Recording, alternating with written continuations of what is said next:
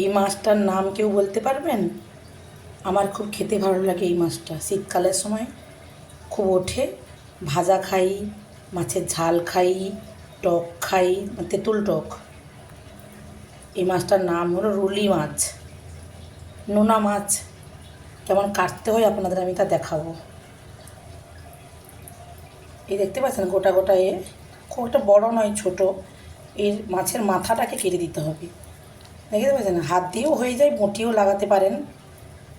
মাথাটাকে কেটে দিয়ে ফেলে দিয়ে এই যে একটু নেজটা থাকে একটু কাটতে পারেন, একটু তুলে দিলেন।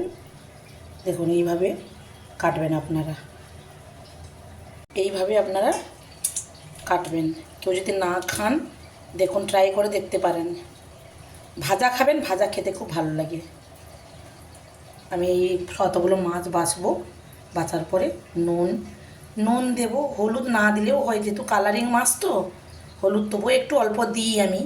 এই দেখুন আমার মাছগুলো ছাড়ানো হয়ে গেল। এতগুলো মাথা বেরিয়েছে, এগুলো সব ফেলে দেব। ভালো করে আমি ধুয়ে নিয়েছি।